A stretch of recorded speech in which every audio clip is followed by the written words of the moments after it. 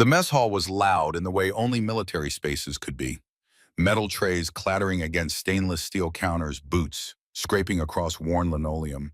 Muffled conversations bouncing off cinder block walls painted that particular shade of institutional beige that existed nowhere else in the world.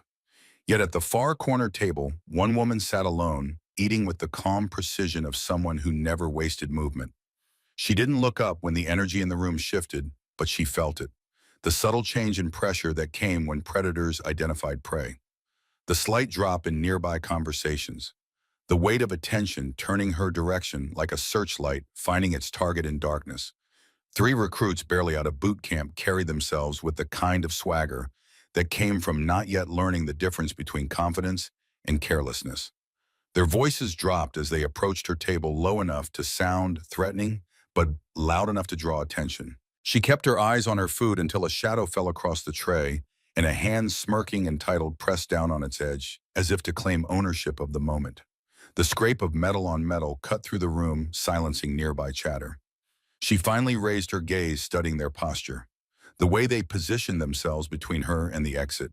How each one waited for the others to laugh first. They thought they were about to make a point, that this would be quick, easy, forgettable. They had no idea who they were talking to. The recruit leaning on her tray tilted his head with a smirk that tried too hard. "You sure you're in the right place, ma'am? Officers usually sit with their own kind." Another chimed in before she could respond, sweeping his gaze over her uniform as if searching for a reason to dismiss her. "Or did you wander in from admin? They've been sending all sorts over here lately." Their friends at nearby tables snickered, eager for entertainment. The kind that came at someone else's expense. She didn't flinch, didn't rise to the bait. Her face remained steady, unreadable. The kind of calm that didn't have to prove itself. Their amusement grew when she didn't react. People like them thrived on attention, and her stillness only encouraged them to escalate. The first recruit stepped close enough that she could feel the warmth of his breath. "She's not going to say anything," he laughed, glancing back at his buddies. "Probably scared she'll get lost on the way out."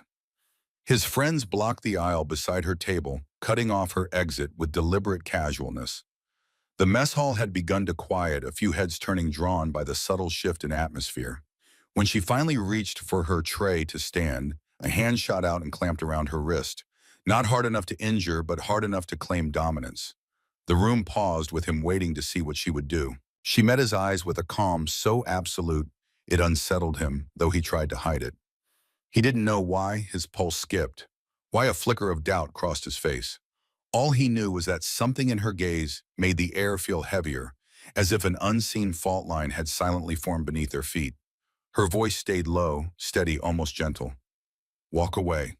Last chance." For a heartbeat, none of them moved. Then the tallest one barked out a laugh, the kind that tried too hard to sound fearless. "Or what? You'll file a complaint. Go ahead, sweetheart." Their laughter echoed in the widening silence, a hollow sound against concrete walls. Her eyes drifted from face to face, not in fear, but in calculation. Years of training flickered to life behind her calm expression. The one holding her wrist had too much weight on his heels, easy to unbalance. The loud one to her right stood broad but sloppy, knees locked overconfident. The third hovered behind them, shifting nervously, his stance split between courage and the instinct to flee. She noted their spacing, the angle of their shoulders, even the tension in their hands. All of it logged, measured, filed away in an instant. Something subtle changed in her posture. Something only those with real combat awareness would notice. Her center of gravity lowered, breath steadying, muscles loosening rather than tightening. The mess hall, sensing the shift without fully understanding it, began to fall into a hush. Forks paused midair. Conversations tapered off. The energy in the room pulled inward, as if everyone felt the same invisible drop in pressure. She looked back at the recruit still holding her wrist. His smile faltered, just a flicker, but enough. Then it happened, so fast that most people in the room would struggle later to describe the sequence in order. Only the feeling of watching something they were never meant to witness. She shifted her wrist a single inch, just enough to loosen his grip, and in that sliver of space she slid her hand free, turning it in a fluid arc that caught his thumb at the precise angle needed to collapse his hold. His breath hitched in surprise, but before he could pull back, she guided his arm downward and twisted. a clean wrist lock that forced him onto one knee. As he fell, the handle of a small training blade slipped from his pocket, barely visible. Contraband he shouldn't have had. She plucked it from the floor before it even settled, more like she'd taken it from him than found it. He tried to rise, but her palm struck his shoulder with measured force, directing momentum rather than creating it. The movement toppled him sideways, and she guided him into a controlled trip, pinning him with a single knee between his shoulder blades. The knife rotated effortlessly in her hand until its dull edge rested beneath his jaw. Not cutting, just reminding. Gas rippled around the mess hall. The second recruit lunged, believing size could compensate for skill. She met his charge by stepping inside his center line, hooking his arm, and using his own weight to lever him up and over her shoulder. He hit the ground with a thud, more surprising than painful, staring up at the ceiling, as if it had betrayed him. The third recruit hesitated, courage evaporating. Survival instincts kicked in, and he tried to bolt, but she intercepted him with a sweep that took his legs cleanly from under him. He landed flat, the sound echoing through the room like punctuation. When she finally rose, the mess hall was silent, except for the ragged breathing of the three recruits who had entered so confidently only moments before. She placed the confiscated knife on the table, stepped back with calm composure, and let her gaze sweep across the stunned faces around her. "Lesson 1, she said softly. Never corner someone you haven't researched." The door swung open, and a senior officer stepped inside, pausing at the sight of the frozen room. His gaze moved quickly from the recruits on the floor to her standing calmly beside them. "Lieutenant Thorne," the word hung in the air like a dropped weight. "Everything all right, Lieutenant?" The recruits' faces slackened as the meaning hit their minds, scrambling to connect the woman they had mocked with the rank they had ignored. She turned slightly, giving the officer a respectful nod. As she did, the overhead lights caught the small gold pin on her collar, the unmistakable shape of the SEAL trident. A murmur rippled across the mess hall as recognition spread. It was one thing to underestimate an officer. It was another to pick a fight with someone who had survived the most brutal training the military had to offer. She looked down at the recruits, not unkindly, but with the firm clarity of someone who had seen this pattern too many times before. "Next time," she said, her voice steady enough to cut through the room, "look at a person's collar before you open your mouth." The screen went black. Then in stark white letters against the darkness, Fallujah, Iraq. The scene that emerged from the black was chaos rendered in dust and blood. A street corner in Fallujah, buildings reduced to skeletal remains, smoke rising in thick columns that blotted out the sun. The crack of small arms fire punctuated the air, distant but constant, the soundtrack of a city tearing itself apart. A woman in desert camouflage fatigues crouched behind a burned-out vehicle, blood soaking through her uniform. Not her own. She pressed gauze to the chest of a Marine who couldn't have been more than 19, his face pale, eyes wide with the knowledge that he was dying. "Stay with me," she said, her voice firm, despite the tremor in her hands. "You're going home. You hear me? You're going home." The name tape on her uniform read Sullivan. Captain, Army, Combat Medic. She was 23 years old. The Marine tried to speak, blood bubbling at his lips. She leaned closer, still. Applying pressure, still fighting death, even as it won. Footsteps pounded toward her position. A man in SEAL fatigues, older. His face lined with the kind of experience that came from decades in the teams, dropped beside her. "Linnea," he said, his voice breaking on the name. "We have to go, now." "I can save him," she insisted, pressing harder on the wound. "He's gone, honey. We have to move." She looked up at him, and for a moment the resemblance was unmistakable. The same gray-green eyes, the same set to the jaw. Father and daughter brought together by war in the worst possible way. "Dad, I can't just..." The explosion that cut her off was deafening. The building behind them collapsed, sending a wave of concrete dust and debris cascading over their position. When it cleared, they were both on the ground, ears ringing, choking on dust. Master Chief Garrett Sullivan pulled himself up first, reaching for his daughter. She was already moving, already trying to get back to her patient, but the Marine was beyond help now, beyond anything. They moved through the rubble together, him leading, her following, until they reached a relatively secure position in what had once been someone's home. The walls were pockmarked with bullet holes. A child's drawing still hung on one wall, somehow untouched by the violence. Linnea sank against the wall, her hands shaking now that there was no one to save. Garrett knelt beside her, checking her for injuries with the practiced efficiency of someone who had done this too many times. "I'm okay," she said, but her voice was hollow. "You're not. Neither am I." He sat beside her, their shoulders touching. "This is hell, Linnea. This whole damn war is hell." She was quiet for a long moment, staring at her blood-covered hands. Then so softly he almost didn't hear it. "I saw something yesterday. Something wrong." He turned to her, fully alert now. "What did you see?" "American contractors, private security. They weren't securing anything." Her voice dropped even lower. "They were executing civilians, Dad. For fun. Like it was a game. I documented it. Photos, recordings. I have evidence." The color drained from Garrett's face. "Linnea, no, you can't." "They saw me," she continued, as if she hadn't heard him. "They know I know. One of them, he said his boss would take care of it, said the boss was connected. High up." She finally met her father's eyes. "Dad, I think they're going to kill me." "Then we go to command. Right now, we—" The crack of the rifle shot was sharp and precise, so different from the chaotic firefight around them. This was deliberate, aimed. Linnea jerked forward, her eyes going wide with shock. A red bloom spread across her back just below her left shoulder blade. Exit wound in her chest, center mass impossible to survive. She collapsed forward into Garrett's arms. "No," he breathed the word, barely a sound. "No, no, no." He lowered her down, hands already moving to apply pressure to do something, anything. But he knew. 25 years as a SEAL, he knew what a fatal wound looked like. Linnea's lips moved, blood trickling from the corner of her mouth. He leaned close, his ear to her lips. "Not insurgents," she whispered, each word costing her everything. "American. Brennan knows." Her eyes found his one last time. Gray-green meeting gray-green. Then the light left them. Garrett Sullivan held his daughter's body and screamed, a sound of pure anguish that cut through the ambient violence of Fallujah like a knife, the kind of sound that haunted men for the rest of their lives. Around him, the battle continued, indifferent to his grief. The screen faded to black again. 3 weeks earlier, Naval Base Coronado, California. The sun was just beginning to rise over the Pacific, painting the sky in shades of orange and pink that would have been beautiful if Lieutenant Kira Thorne had been paying attention.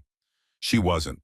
Her focus was on the building ahead of her, the Naval Special Warfare Command, where she was about to report for her new assignment. Third base in 2 years. The thought sat in her mind like a stone, not because she had failed, she never failed, but because she had succeeded too well, too visibly, and success for a woman in the teams came with its own set of consequences. Too good, too threatening, too female. They always found reasons to transfer her. Personality conflicts, they called it. Not a good fit for the unit culture. "We think you'd be better utilized elsewhere."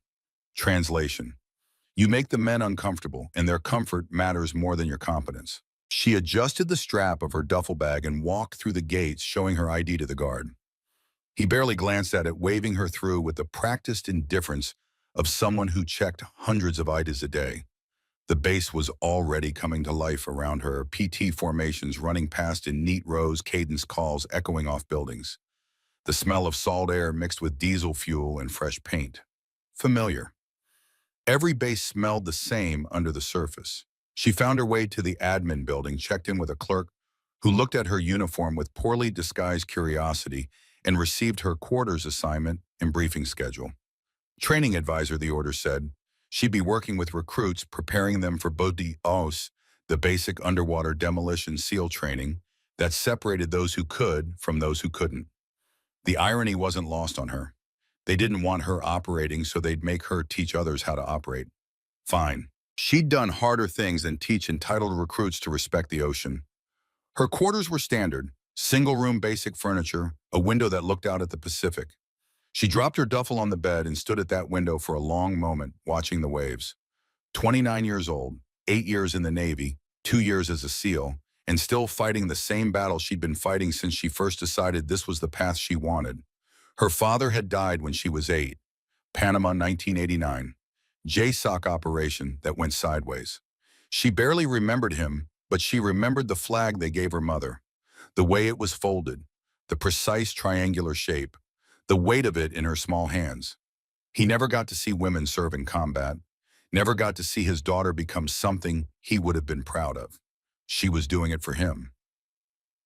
And for every woman who came after her. But God, sometimes it was exhausting. A knock at her door pulled her from her thoughts. She opened it to find a man in his late 60s, Master Chief anchors on his collar, his face weathered by decades of sun and salt water. His gray-green eyes studied her with an intensity that felt like being scanned. "Lieutenant Thorne," he said. It wasn't a question. "Master Chief?" "Garrett Sullivan. I run training operations here. You're mine for the next 6 months." She waited, sensing there was more coming. "I'm going to be harder on you than anyone else," he continued, his voice flat, matter of fact. "Not because you're a woman, because if you're going to train my recruits, you need to prove you can still operate at the highest level." "We clear, Crystal, Master Chief." "Good. P at 0500, full kit. Don't be late." He turned to leave, then paused, looking back at her. For just a moment, something flickered in his eyes. Pain, maybe, or recognition. Then it was gone, replaced by the professional distance of a senior enlisted dealing with a junior officer. "Welcome to Coronado, Lieutenant." The door closed behind him, leaving her alone with the certainty that the next 6 months were going to be anything but easy. The first week was exactly what she expected. Garrett Sullivan tested her relentlessly. Extra PT while others rested. Surprise drills at midnight. Impossible standards that would have broken someone less determined. She met every challenge with quiet competence. When he made her demonstrate combat diving procedures, she performed them flawlessly. When he demanded she run room-clearing drills with live ammunition, she cleared the course faster than any instructor on record. The other personnel watched with varying degrees of interest, some with simple curiosity, others with quiet irritation, and a few with something sharper, an unspoken question about how someone like her ended up wearing a SEAL trident. She didn't blame them entirely. People feared what didn't fit their expectations, and she had never fit neatly into anyone's.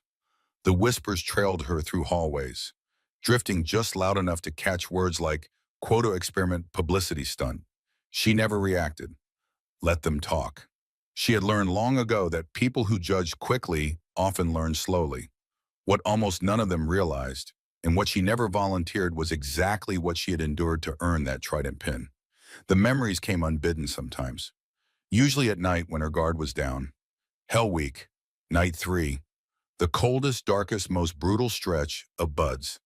The Pacific Ocean in January was 58 degrees, cold enough to kill if you stayed in too long, cold enough to make you question every decision that brought you to that moment.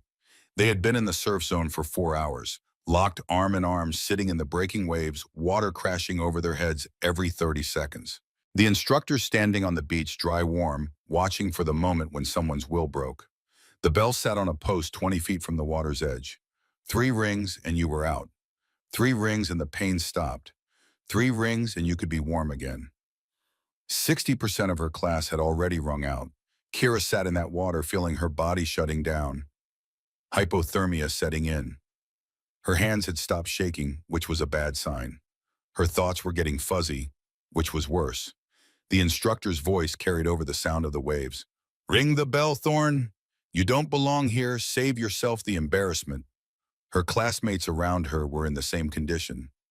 Some worse. One man was mumbling to himself, seeing things that weren't there. Another had gone completely silent, which meant he was close to medical intervention. She wanted to quit. God, she wanted to quit. But then, clear as if he were standing beside her, she heard her father's voice. A memory from when she was 5, before Panama, before everything went wrong. They'd been at the beach and she'd been scared of the waves. "The ocean's bigger than you," he'd said, kneeling in the sand to meet her eyes. "It'll always be bigger than you, but that doesn't mean you have to be afraid of it. You just have to respect it, work with it, and never ever quit on yourself." In the surf zone at BO Days, shivering so hard her teeth cracked together, Kira made her choice. She wasn't going to ring that bell. Not for the pain, not for the cold, not to prove the doubters right.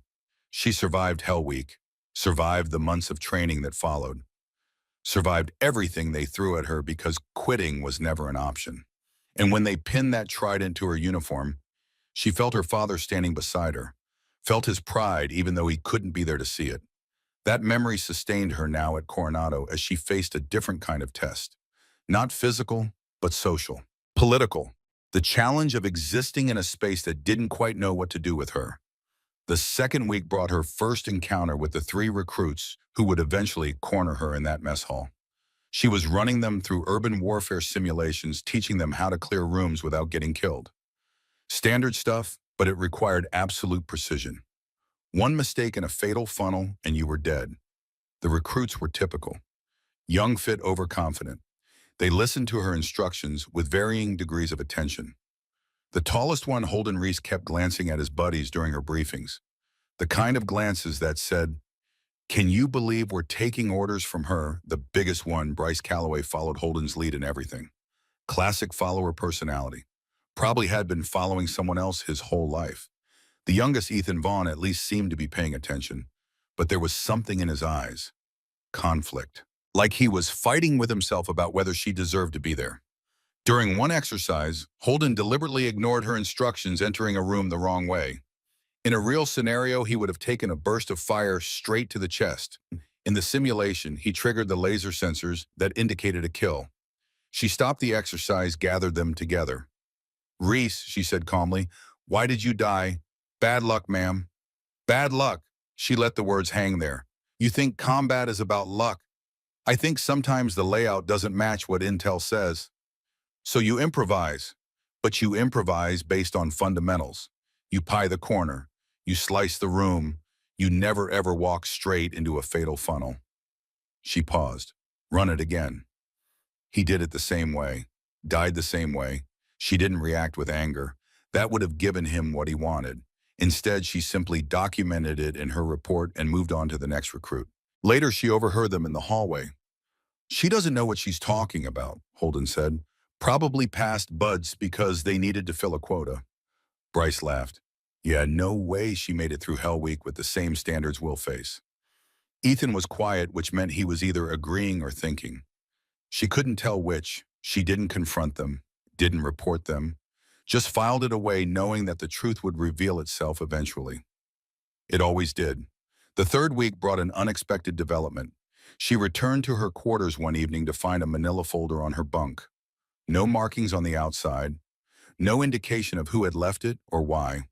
She opened it carefully, her training making her cautious even in what should have been a secure space. Inside was a military after-action report. Classified. Date stamped April 2004. Location Fallujah, Iraq. The name at the top of the report, Captain Linnea Sullivan, United States Army Combat Medic. Kira's pulse quickened as she read. The report detailed an incident where Captain Sullivan had provided medical aid to 3 wounded Marines under fire. It mentioned her bravery, her skill, her dedication. What it didn't mention, but what Kira noticed immediately, was that the circumstances of her death didn't match the official story. The report said enemy fire, but the trajectory analysis buried in the appendix suggested the shot had come from a different direction, from a building controlled by American forces. There was a handwritten note paper-clipped to the last page. Just 3 lines written in precise block letters. "They killed her because she knew. Now they're watching you. G.S. Garrett Sullivan." Kira sat on her bunk, the folder in her hands, pieces of a puzzle she didn't understand, beginning to form a picture she didn't like. Sullivan had a daughter who died in Fallujah. That much was common knowledge on the base. People whispered about it, about how he'd never been the same after. How he'd spent the last 20 years training SEALs with a kind of intensity that bordered on obsession. But why give this to her? Why now? She read through the report again more carefully this time, found inconsistencies, irregularities, things that suggested the official story was a cover-up. Captain Sullivan had witnessed something important enough to kill her over. And now someone wanted Kira to know about it. The question was why and who. She locked the folder in her wall locker and tried to sleep, but her mind wouldn't settle. The pieces were there, but she couldn't yet see how they fit together. The answer would come, she knew. It always did. But something told her that when it came, she wasn't going to like it. The next morning, Garrett Sullivan pulled her aside after PT. "Walk with me, Lieutenant." They walked along the beach far enough from the base that their conversation wouldn't be overheard. The sun was rising over the Pacific, turning the water gold. You read the file, he said. Not a question. I did. Then you know my daughter didn't die the way they said she did. Kira was quiet, letting him tell it his way. Linnea was the best combat medic I ever saw. He continued, his voice rough with old grief. She had a gift, could keep people alive in situations that should have killed them. But she had something else too, a conscience, a sense of right and wrong that didn't bend even in war. He stopped walking, staring out at the ocean. 2004. Fallujah. She witnessed American contractors executing Iraqi civilians, not insurgents, not combatants, civilians, women, children. They were doing it for fun, for sport. Kira's stomach tightened. She documented it. Photos, video, audio recordings. She was going to report it through official channels. But they found out. 3 days later, she was dead. Single shot to the back exit wound, center mass. Perfect sniper placement. He turned to look at Kira. The official story said enemy fire. But I was there, Lieutenant. I held her while she died, and she told me, not insurgents, American. Brennan knows. Who's Brennan? Admiral Preston Brennan. At the time, he was a captain liaison to private military contractors. Now he's CINC-PAC, Commander-in-Chief Pacific Fleet. Sullivan's jaw tightened. I've spent 20 years trying to prove he ordered my daughter's death. 20 years of running into walls. Every investigation shut down. Every lead dried up. Every witness either disappeared or recanted. Why are you telling me this? Because you're next. The words hit her like cold water. Captain Vivian Drake, Sullivan continued, your intelligence officer. She's been feeding information to Brennan. She knows you're good, knows you're a threat, and Brennan has a pattern. He eliminates threats. That's why you've been testing me so hard. I needed to know if you could survive what's coming. If you're as good as your record says. He met her eyes. You are. Maybe better than I was at your age. What do you want from me? I want you to finish what Linnea started. I want you to expose Brennan for what he is, and I want you to survive doing it. Before Kira could respond, Sullivan's radio crackled. Master Chief Sullivan, report to the commanding officer's office immediately. He clicked the radio. On my way. He looked back at Kira. Watch your back, Lieutenant, and trust your instincts. They've kept you alive this long. He walked away, leaving her alone on the beach with the weight of a conspiracy she hadn't asked for but couldn't ignore. The pieces were forming a picture now, and the picture was dangerous. That afternoon, she received official deployment orders. Mission to Yemen, departure in 72 hours. Classified operation, minimal details provided. The signature at the bottom of the orders made her blood run cold. Authorized by Admiral Preston Brennan, CINC-PAC, she found Sullivan in the armory checking weapons for the evening training exercises. I'm being deployed, she said without preamble. Yemen, Brennan authorized it personally. Sullivan's face went pale. It's a trap. It's Fallujah all over again. Maybe, or maybe it's an opportunity. To get yourself killed. To get proof. She held his gaze. You said you've been trying for 20 years. Maybe you've been trying the wrong way. Maybe instead of investigating from outside, someone needs to get inside. That someone doesn't have to be you. Yes, it does, because I'm the one he wants dead, which means I'm the one who can draw him out. Sullivan was quiet for a long moment. Then reluctantly he nodded. You're going to need help. People you can trust. Do you have people, a few, old teammates who never believed the official story? They've been waiting for a chance to act. Then get them ready. Because when I come back from Yemen, I'm bringing evidence. And we're going to take Brennan down. If I come back, she thought but didn't say. Sullivan seemed to hear it anyway. You'll come back, he said firmly. You're too stubborn to die. She smiled, but it didn't reach her eyes. Let's hope you're right. The final days before deployment passed in a blur of preparation. She studied the mission profile, memorized maps, ran scenarios in her head.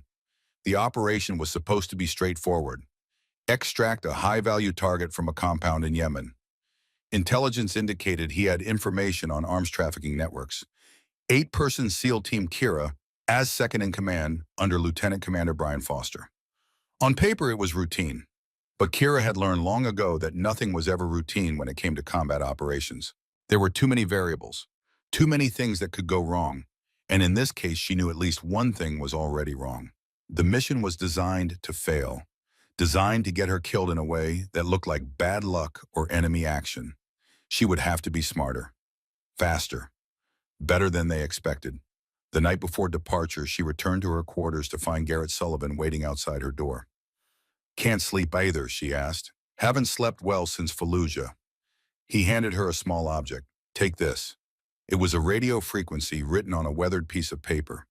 "Encrypted channel," he explained. "I'll be monitoring it during your operation. If things go sideways, use it. I can't promise I can help, but I'll be listening." She tucked the paper into her pocket. "Thank you." "Don't thank me yet. Just come back alive." "That's the plan." He studied her face for a long moment. "You remind me of her.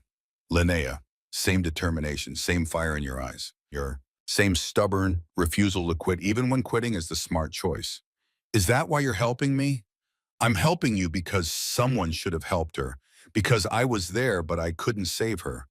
And because," he paused, the words catching in his throat, "because I failed her once, I won't fail you." Kira didn't know what to say to that, so she simply nodded, understanding that some wounds never healed. They just became part of who you were. "Get some rest, Lieutenant. You have a long day ahead of you." She watched him walk away into the darkness, this man who had lost his daughter to a conspiracy he couldn't prove, who had spent 2 decades trying to find justice in a system designed to protect itself. And now somehow she had become part of that fight. She didn't sleep that night. Instead, she sat at her window watching the Pacific under moonlight, thinking about her father, about Captain Linnea Sullivan, about all the people who had died for truths that others wanted buried. Tomorrow she would deploy to Yemen. Tomorrow the trap would spring, but she would be ready because she had learned through years of choosing the harder path that the only way out was through. And Lieutenant Kira Thorne had never backed down from a fight in her life. She wasn't about to start now. The mess hall incident that would define her time at Coronado was still days away when she left for Yemen. But the seeds had already been planted. Holden Reese, Bryce Calloway, and Ethan Vaughn had been watching her, judging her, finding her wanting not because of anything she had done, but because of what she represented. A challenge to their assumptions, a question mark in their worldview. And Captain Vivian Drake had been whispering in their ears. Subtle encouragement, suggestions that Lieutenant Thorne wasn't what she appeared to be, that her presence was political, not professional. Drake had even gone so far as to slip Holden a training knife from the classified equipment room, just to see what would happen, just to create an incident that might be useful later. But that confrontation would come later, after Yemen, after everything changed. For now, as dawn broke over Coronado on the morning of her deployment, Kira Thorne stood in the armory loading magazines with the same precision she brought to everything. One round at a time, seated properly, counted and recounted. Garrett Sullivan appeared in the doorway. "Time to move, Lieutenant. Helo's waiting." She slung her gear, adjusted her plate carrier, and followed him out into the California morning. The MH-60 Blackhawk sat on the tarmac, rotors beginning to spin. Her team was already aboard. Lieutenant Commander Foster gave her a curt nod as she climbed in. The other SEALs studied her with the same mixture of curiosity and skepticism she'd been dealing with her entire career. As the helo lifted off Coronado, falling away beneath them, Kira looked down at the base, at the beach where she'd run so many miles, at the obstacle course where she'd proven herself again and again, at the mess hall where in a few weeks 3 foolish recruits would learn a lesson they'd never forget. But that was the future. Right now she had a mission to complete and a trap to survive. The Pacific stretched out before them, endless and blue under the morning sun. Somewhere out there in Yemen, Admiral Preston Brennan's plan was already in motion, but so was hers. And Lieutenant Kira Thorne had no intention of dying in the same way Linnea Sullivan had. Not in Yemen, not anywhere. She was going to survive. She was going to get proof. And she was going to make sure that Linnea Sullivan's death meant something, even if it killed her trying. The helicopter banked west toward the rising sun, toward a mission that would test everything she'd ever learned about survival leadership and what it meant to never quit. Behind her, Coronado disappeared into the haze. Ahead of her, the trap was waiting. And somewhere between the two, Lieutenant Kira Thorne would discover exactly what she was made of. The briefing room at Ford Operating Base Sentinel smelled of stale coffee and diesel fuel. Maps covered every wall satellite imagery, marked with red circles and arrows indicating known hostile positions. Lieutenant Commander Brian Foster stood at the head of the table, a laser pointer in his hand, his face illuminated by the glow of the projector screen. Kira sat with the other 7 members of the team studying the compound layout with an intensity that made her eyes burn. Something was wrong. She'd known it since the moment they'd arrived at the phobie, but now looking at the intelligence package, the wrongness crystallized into certainty. "Target compound is here," Foster said, tapping the screen. "Two-story structure, reinforced walls, limited access points. Our HVT, Rashid Al-Mahdi, is confirmed inside based on SIGINT intercepts from 48 hours ago." 48 hours. In Yemen, where loyalties shifted like desert sand and positions changed hourly, 48 hours might as well have been 48 years. Kira raised her hand. "Commander, do we have any more recent confirmation, visual surveillance, HUMINT?" Foster's jaw tightened slightly. "The intelligence is solid, Lieutenant. NSA verified the intercepts." "I understand, sir, but the building layout in these photos doesn't match current satellite imagery." She pulled up her tablet where she downloaded the most recent overhead shots. "This window here was boarded up in the original intel. Current imagery shows it's open, and this rooftop position that's supposed to be clear, there's definitely something there now. Could be a machine gun nest." The other SEALs leaned forward to look. Foster's expression remained neutral, but she could see the irritation in his eyes. "Noted. We'll adjust on the ground if necessary." He moved on without addressing her specific concerns. "Insertion via Helo 2 clicks from target. We hump in, hit the compound at 0300, extract the HVT and exfil to the designated LZ. Time on target, 20 minutes. Questions." Kira had dozens of questions. Why was the intel so old? Why hadn't they updated their ISR, their intelligence, surveillance, and reconnaissance? Why did this whole operation feel like it had been designed by someone who wanted them to walk into an ambush? But she kept her mouth shut. Foster had made it clear he wasn't interested in her input. And calling out a superior officer in front of the team was a good way to end your career. The other SEALs asked tactical questions. Loadout, rules of engagement, extraction contingencies. All the standard stuff. Kira listened, memorizing every detail, building alternative scenarios in her head for when the primary plan inevitably fell apart. After the briefing, she geared up in silence. HK-416 with a 10.4-inch barrel, perfect for close quarters work. EOTech EXPS-3 holographic sight for rapid target acquisition. 600 rounds of 5.56 millimeter NATO ammunition distributed across her chest, rig, and pack. Sig Sauer P226 MK25 on her hip, 415 round magazines of 9 millimeter. Cry Precision JPC plate carrier with level 4 ceramic plates front and back. 30 pounds of armor that might stop a bullet but would slow her down if she had to run. She also packed her M110 SAS, the semi-automatic sniper system. 7.62 millimeter Schmidt and Bender scope, effective range out to 800 meters. Just in case. Her instincts were screaming that this mission was going to require every skill she possessed. As she was checking her radio, making sure it was set to both the official team frequency and the encrypted channel Garrett Sullivan had given her, a shadow fell across her workspace. Lieutenant Commander Foster stood over her, arms crossed. "You have concerns about the mission, Lieutenant." "I have concerns about the intelligence, sir. The timeline doesn't feel right." "Feel."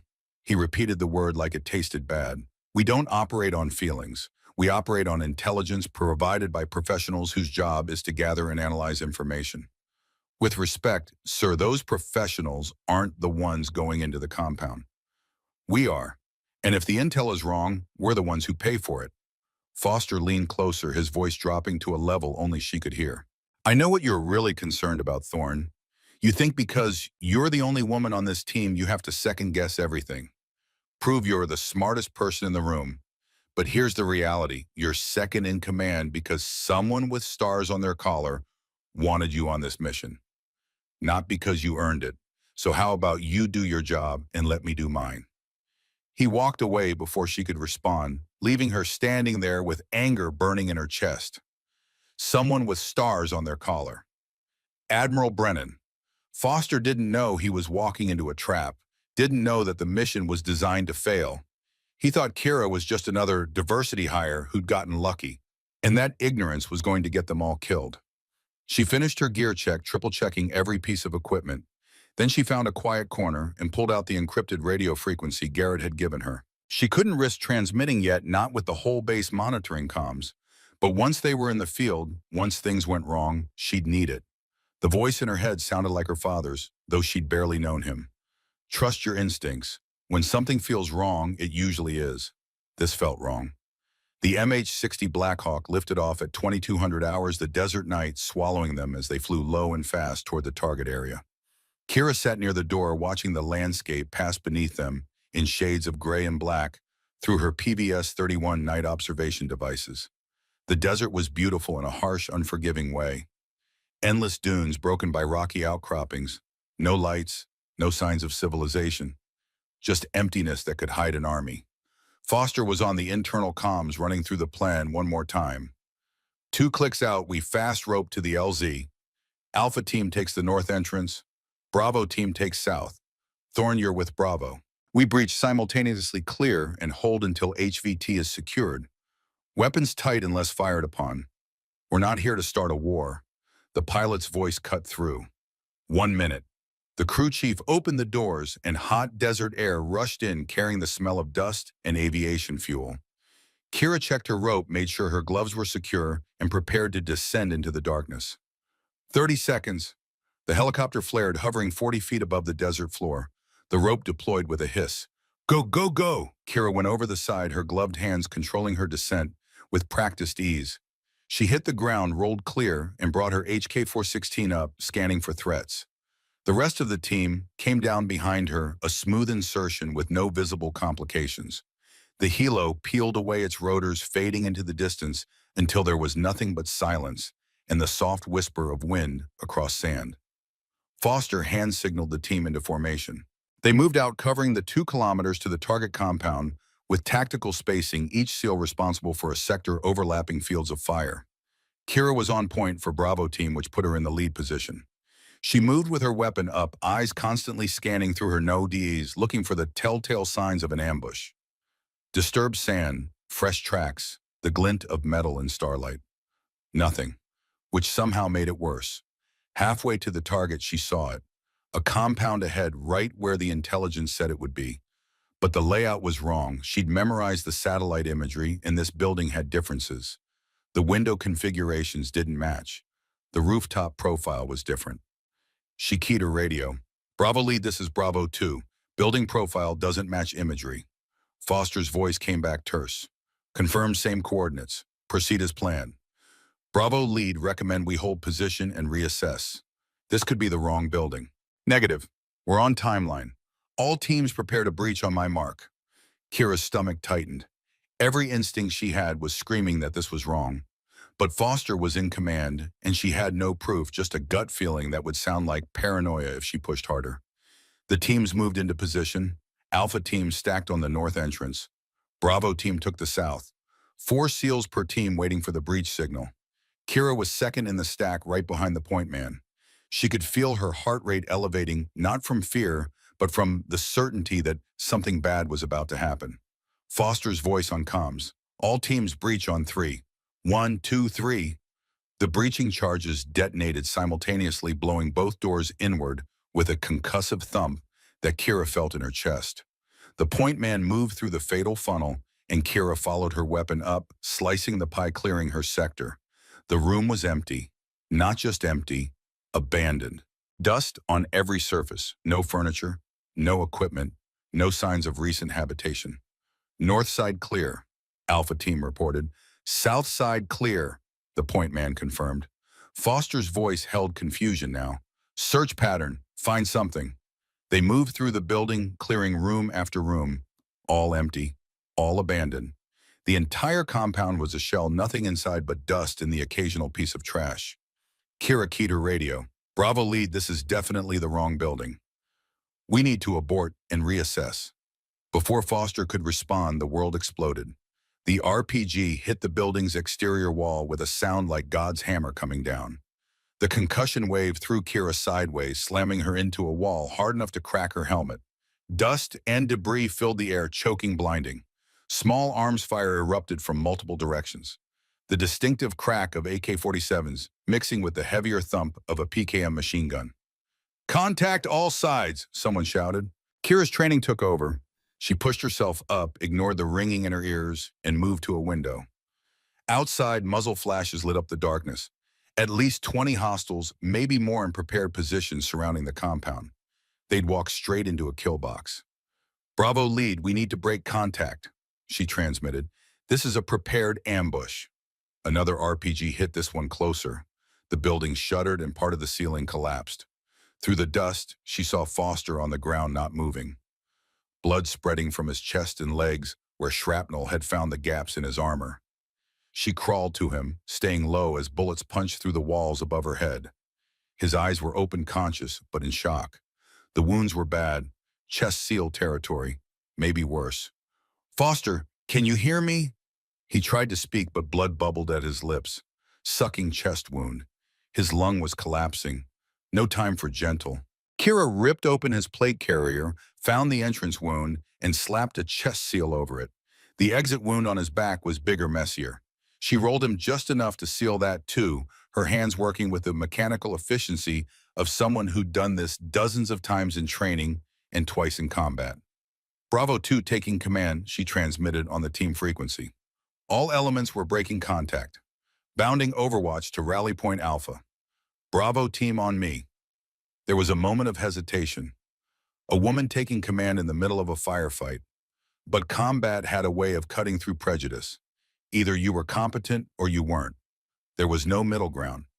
"Roger that," came the responses one after another. Kira grabbed Foster's drag handle and started pulling him toward the rear of the building, toward the only exit that didn't have concentrated fire. The other SEALs provided covering fire, their HK-416s barking in controlled bursts. She got Foster into a relatively protected position and keyed her radio again. "All elements, I'm laying suppressive fire. Alpha team moves first, then Bravo. 30-second bounds. Move on my mark." She positioned herself at a window that gave her a clear field of fire across the main avenue of approach, dropped her HK-416 selector to full auto, and squeezed the trigger.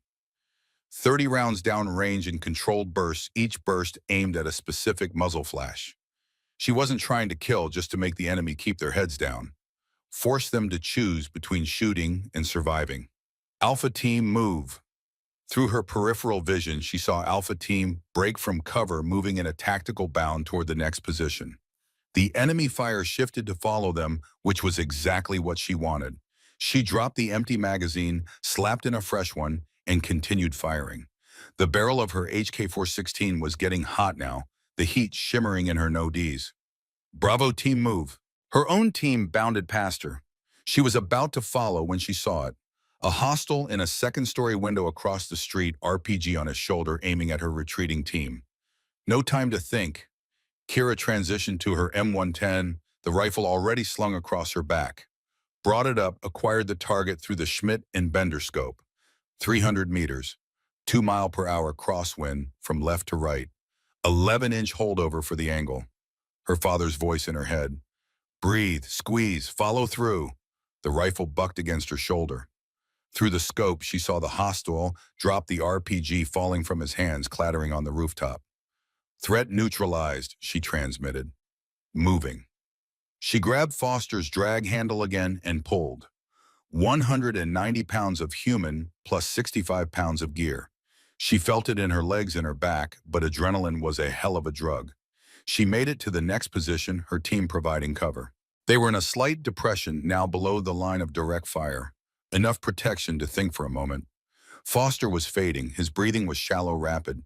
The chest seals were holding, but he needed real medical attention. Soon. "Bravo lead, this is Bravo 2. We have casualties, heavy contact, need immediate exfil." Static, she tried again. "Any station, this is Bravo 2. How copy?"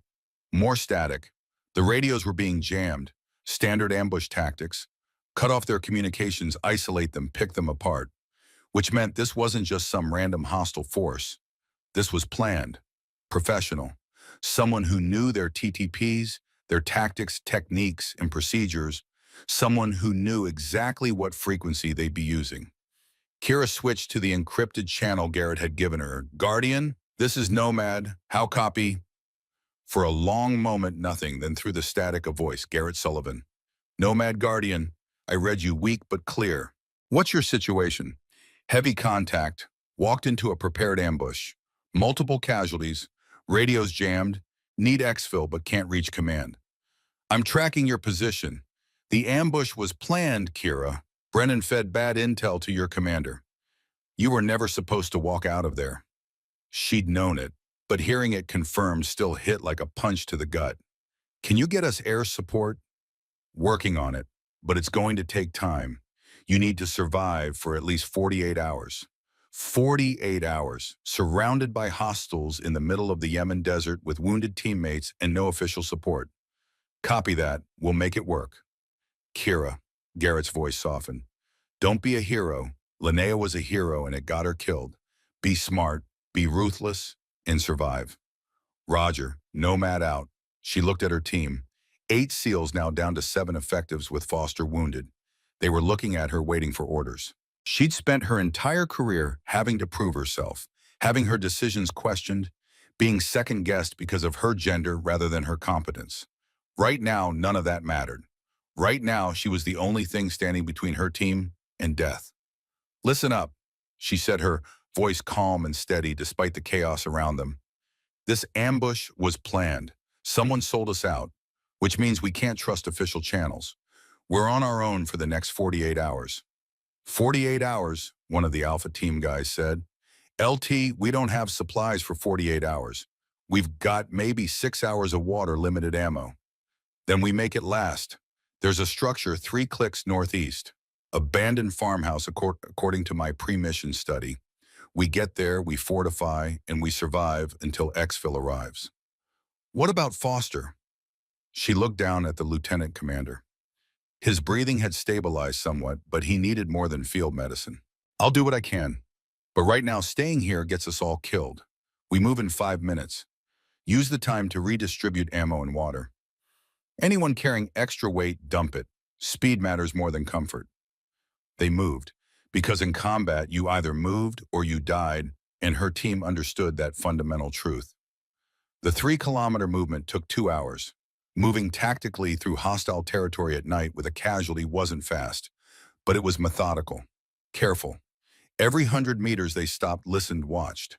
Kira was on point again, her senses hyper-alert. Every shadow could hide an enemy. Every sound could be the prelude to an ambush. But they made it. The farmhouse appeared out of the darkness exactly where the map said it would be. A 2-story structure, mud brick construction, partially collapsed roof. Not much, but defensible. They cleared it room by room, found it empty, and began the process of turning it into a fighting position. Fields of fire were identified and cleared. Defensive positions established. The youngest SEAL on the team, a kid named Morrison who looked about 12 but was actually 22, set up improvised claymores using salvaged explosives and tripwire. Kira got Foster into the most protected room and began working on him properly. In the cold light of a red-filtered flashlight, his wounds looked worse. She packed the entrance wound with hemostatic gauze, the kind that promoted clotting, and started an IV line to replace lost fluids. Foster's eyes opened, focused on her face. "Thorn," he whispered. "Don't talk, sir. Save your strength. Should have listened to you. Intel was bad.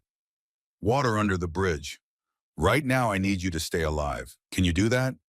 He managed a weak smile. "Guess I don't have much choice." She checked his vitals. Blood pressure was low but stable. Pulse was thready but regular. He might make it if infection didn't set in. "Get some rest, sir. I've got the watch."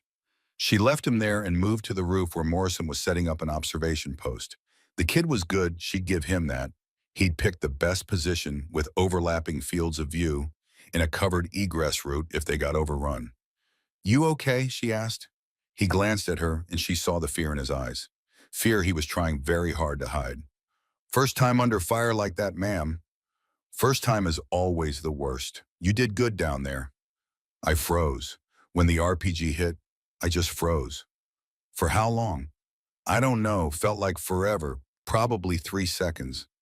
3 seconds of freezing, followed by 6 hours of fighting. I'll take those odds. She settled in beside him. You want to know a secret? What's that? I'm scared too. Every mission, every firefight, the fear doesn't go away. You just learn to function through it. He looked at her with surprise. Really, but you're a SEAL. You've done this before. Being a SEAL doesn't make you fearless. It makes you capable of acting despite the fear. There's a difference. They sat in silence for a moment watching the desert. Then Morrison spoke again, his voice quieter. My sister's in the army. She's deployed right now, Afghanistan. I always worried about her, worried that being a woman in combat would make things harder for her. It does make things harder, Kira said honestly, but not for the reasons you think. The combat isn't harder. The bullets don't care about gender. It's the other stuff, the constant need to prove yourself, the assumption that you're less capable until you demonstrate otherwise. Is that why you took command so fast to prove you could? I took command because Foster was down and someone had to. The proving part is just a side benefit. Morrison nodded, processing that. For what it's worth, ma'am, I'm glad you're in charge. You got us out of that kill box. Foster would have gotten us all killed trying to stick to the plan. It was probably the most honest thing anyone on the team had said to her. Thanks, Morrison. Now keep your eyes open. First sign of movement, you wake me. Aye, ma'am. She moved back downstairs, found a corner where she could lean against the wall, and allowed herself to close her eyes. Not sleep exactly, but the kind of rest that let your body recover while your mind stayed partially alert. The next 48 hours were going to test everything she'd ever learned. About tactics, about leadership, about survival. And somewhere out there, Admiral Brennan was watching, waiting for confirmation that she was dead. She intended to disappoint him. The attack came at dawn. Kira was on watch when she saw them. A probe force 5 hostiles moving carefully through the ruins of an adjacent building, testing their defenses, looking for weak points. She could have opened fire, taken them down easily. But that would have revealed their positions and wasted ammunition they couldn't afford to waste. Instead, she let them get close, let them think the farmhouse was abandoned. Then she keyed her radio. All positions, we have movement. 5 hostiles, northeast quadrant. Hold fire until my command. The hostiles moved closer. 300 meters, 200, 100. Morrison had placed tripwires connected to tin cans filled with rocks. A crude early warning system. When the lead hostile hit the wire, the cans rattled loud in the morning silence. The hostiles froze, realizing their mistake. Fire! The SEALs opened up with disciplined precision. Controlled pairs aimed shots, no wasted ammunition. The 5 hostiles went down in seconds, their bodies dropping into the dust. Silence returned, broken only by the echo of gunfire fading across the desert. Kira scanned for additional threats. Saw none.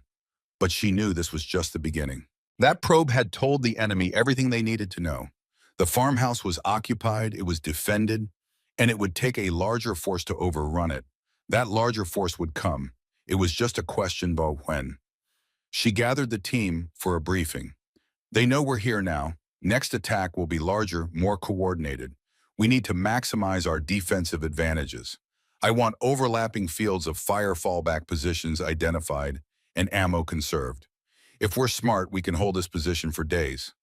And if we're not smart, one of the Alpha team guys asked, then we won't have to worry about 48 hours. They worked through the morning improving their positions, building barriers from rubble, setting up additional early warning systems, rationing their water and ammunition. Kira spent time with Foster, checking his wounds, changing dressings.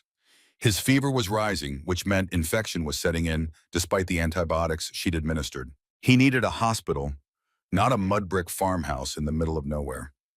How bad is it? He asked, his voice stronger now. You'll live, but you need to rest. Can't rest. Should be leading. You are leading by trusting me to do what needs to be done. She met his eyes. I need you to trust me, sir. Can you do that? He was quiet for a long moment. Then slowly he nodded. Never doubted your capability, Thorne. Only your place, old habits. Old thinking. I get it. The teams have been a certain way for a long time. Change is hard. Change is necessary. You've proven that today. He grimaced as pain flared. When we get back, I'm putting you up for a silver star. Maybe more. You saved this team. We're not back yet, sir. Let's survive first, then worry about medals. But his words meant more than he probably knew. Validation from someone who had doubted her. Proof that competence could overcome prejudice, even if it took a firefight to make it happen. The second attack came that afternoon. Larger force, maybe 20 hostiles with 2 RPG teams and a PKM machine gun providing suppressive fire. Kira had anticipated this. She'd positioned Morrison with the M110 on the roof with specific instructions to target the RPG teams first. The kid had proven himself a decent shot during training. Now he'd get to prove it under fire.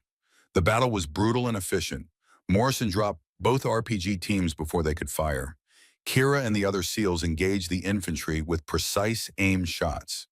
The PKM gunner tried to set up in a ruined building 300 meters out, but Kira put 3 rounds through his position and the gun fell silent. The entire engagement lasted 4 minutes. When it was over, the enemy had withdrawn, leaving their dead behind. But the cost was adding up.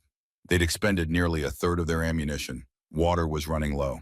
And the enemy knew they were here, which meant eventually they'd bring enough force to overrun the position. Kira needed an edge, something to change the equation. That night, after the team had settled into their watch rotations, she pulled out her tablet and began going through the intelligence package again. There had to be something she'd missed, some piece of information that would help her understand what was really happening. She found it buried in the metadata of the satellite imagery. The photos that had been used for the mission briefing weren't 48 hours old. They were 6 days old. And the updated imagery that showed the correct building had been uploaded to the system but never distributed. Someone had deliberately provided old intelligence, had deliberately sent them to the wrong compound, and that someone had access to classified SEAL mission planning systems. She switched to the encrypted channel. "Guardian Nomad, you there?" Garrett's voice came back immediately. "Go ahead, Nomad. I need you to check something for me, the mission intel package. Who uploaded it to our system?" "Stand by." She waited, listening to the sounds of the desert night. Somewhere in the distance, a vehicle engine. The enemy regrouping, probably, planning their next move. Garrett came back. Package was uploaded by Captain Vivian Drake, operating under authorization from Admiral Brennan's office. There it was, confirmation of what she'd suspected. "Guardian, I need you to do something for me. I need you to access the enemy's communications. They're using tactical radios, probably on a frequency they think is secure." "What are you thinking?" "I'm thinking we turn the trap around. Make them think we're weaker than we are. Draw them into a position where we have the advantage. That's a hell of a risk. We're dead if we stay defensive. Our ammo won't last another day. This is the only play we have." Garrett was quiet for a moment. "I'll get you the frequency. But Kira, once you commit to this, there's no going back." "I know, that's why it'll work. They'll never expect us to go on the offensive." She spent the next hour planning, not with the team, not yet. She needed to work out the details first, identify the risks, find the angles that would give them the best chance of success. The enemy had made a mistake. They'd assumed she'd fight defensively, that she'd try to hold the farmhouse until relief arrived. That's what any reasonable commander would do. But Kira hadn't become a SEAL by being reasonable. She'd become a SEAL by being willing to do what others wouldn't. And right now, what others wouldn't do was take the fight to an enemy that outnumbered them 3-1. At first light, she gathered the team. "Here's the situation," she said, spreading a hand-drawn map on the floor. "We're running low on everything, ammo, water, time the enemy knows it. They're planning a major assault probably tonight to finish us off." "So what do we do?" Morrison asked. "We hit them first." The team stared at her like she'd lost her mind. "LT," one of the Alpha guys said carefully, "we're outnumbered, outgunned. How exactly do we hit them first?" "Because they're not expecting it. They think we're pinned down, desperate, waiting for rescue. They've gotten comfortable, set up a base camp 4 clicks west. If we hit that camp at dawn, we can take out their leadership, capture their supplies, and buy ourselves the time we need." "That's insane," someone muttered. "It's tactical," she corrected. "Insane would be sitting here, waiting to die. This gives us a chance," Foster, propped up in the corner, spoke up. His voice was weak but clear. "She's right. We take the fight to them, or we're dead by sunset. I vote we do it. One by one, the others nodded, not because they thought it was a good plan, but because they trusted that she'd gotten them this far, and maybe she could get them the rest of the way. They moved out an hour before dawn, leaving Foster in the farmhouse with enough ammunition and water to survive if things went wrong. 8 SEALs moving through the darkness, like ghosts, toward an enemy camp that had no idea death was coming. Kira led them on a wide flanking route approaching from the south where the terrain provided the best cover. They moved slowly, carefully stopping every 100 meters to listen and observe. As the sky began to lighten, she saw it. The enemy camp. 20 tents arranged in a tactical formation. Guard posts on the perimeter. A command tent in the center larger than the others. She positioned her team in a rough semicircle around the camp's southern edge. Assigned each SEAL a specific target. Synchronized watches. Then as the sun broke over the horizon, they attacked. The battle was over in 90 seconds. Precision fire from 8 directions simultaneously catching the enemy completely off guard. By the time they realized what was happening, it was too late. Their leadership was down. Their defensive positions compromised. Their camp in chaos. Kira and her team moved through the camp like a storm-clearing tent, securing weapons and capturing one very specific individual. An arms dealer who happened to have a laptop computer in his possession. A laptop that Garrett had told her about. A laptop that contained financial records proving Admiral Brennan's 20-year operation selling weapons and intelligence to America's enemies. She grabbed the laptop, secured it in her pack, and signaled the team to withdraw. They were back at the farmhouse by mid-morning, tired but alive with enough captured supplies to last a week if necessary. Kira opened the laptop while the team rested. It was encrypted, but she had the decryption key Garrett had provided. Within minutes, she was looking at financial records that would end Brennan's career and put him in prison for the rest of his life. 87 American deaths, 20 years of betrayal, all documented in neat spreadsheets and bank transfers. She looked up at her team, at Foster, still weak but smiling at her success, at Morrison, who'd become a warrior overnight, at the others who'd stopped seeing her as a woman and started seeing her as their leader. "We got it," she said simply. "We got the proof." Foster nodded. "Then let's go home." Garrett arranged their extraction for that night. A helicopter that officially didn't exist, crewed by people who officially weren't there, landing at coordinates that officially weren't in Yemen. As the team loaded onto the helo, Kira took one last look at the desert, at the farmhouse where they'd survived, at the landscape that had tried to kill them and failed. She thought of Linnea Sullivan, who hadn't survived her own mission, who died trying to expose corruption just like this. "This one's for you," she whispered into the wind. Then she climbed aboard, and the helicopter lifted into the night sky, carrying 8 SEALs in one laptop computer, full of evidence that would change everything. Behind them, Yemen disappeared into darkness. Ahead, the real battle was just beginning. The fluorescent lights in the JAG office at Naval Base Coronado were too bright, too sterile, too far removed from the dust and blood of Yemen. Kira sat in a hard plastic chair, still wearing her desert fatigues, the smell of cordite and sweat still clinging to her skin. Across the table, 2 Navy lawyers shuffled papers with the mechanical efficiency of people who process tragedies every day.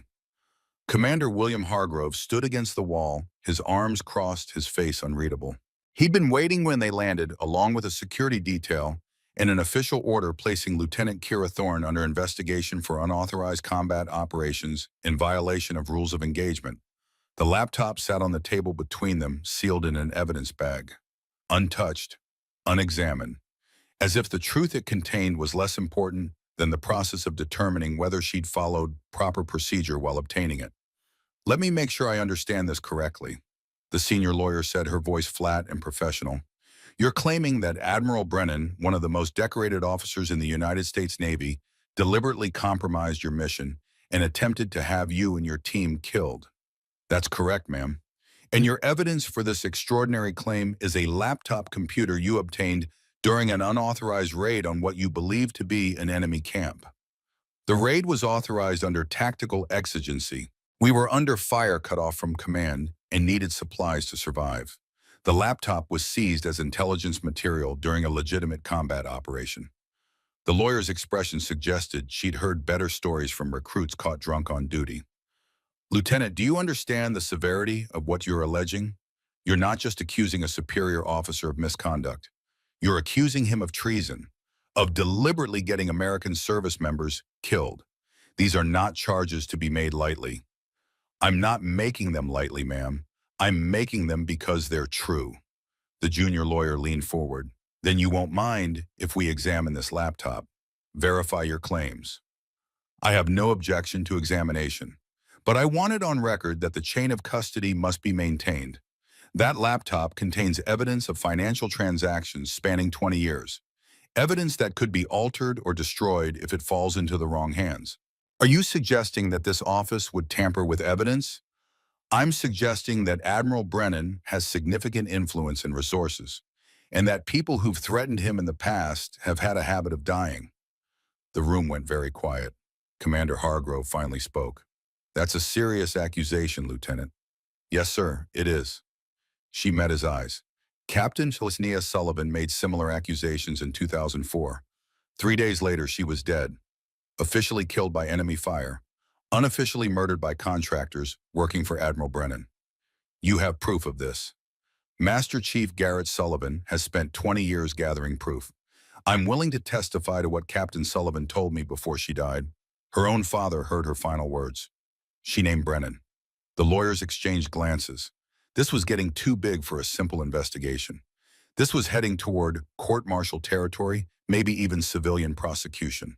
We'll need to interview Master Chief Sullivan, the senior lawyer said. He's waiting outside. And Lieutenant Commander Foster, what's his account of the mission? He's in medical, recovering from the wounds he sustained when we were ambushed. But he's lucid, and he'll testify that the intelligence provided for our mission was deliberately falsified. Another exchange of glances. The junior lawyer stood. We'll need to escalate this to the Admiral's staff. In the meantime, Lieutenant Thorne, you're to remain on base. No communications with media or outside parties. No discussion of the mission with anyone except your assigned legal counsel. Understood. Understood, ma'am. They left, taking the laptop with them, and Kira was alone with Commander Hargrove. He studied her for a long moment. You've created quite a situation, Lieutenant. I survived quite a situation, sir. Now I'm reporting it. You understand that if these allegations are false, your career is over. Probably your freedom as well. Falsely accusing a flag officer is not a small thing. And if they're true, sir, how many more people have to die before someone takes action? Hargrove didn't answer that. He simply nodded and left the room, leaving her alone with the weight of what she'd started. The door opened again a moment later. Garrett Sullivan stepped inside, his face lined with exhaustion and something else. Hope, maybe. Or fear that Hope would be disappointed again. They took the laptop, she said. I saw. Did they believe you? I don't think belief matters to them.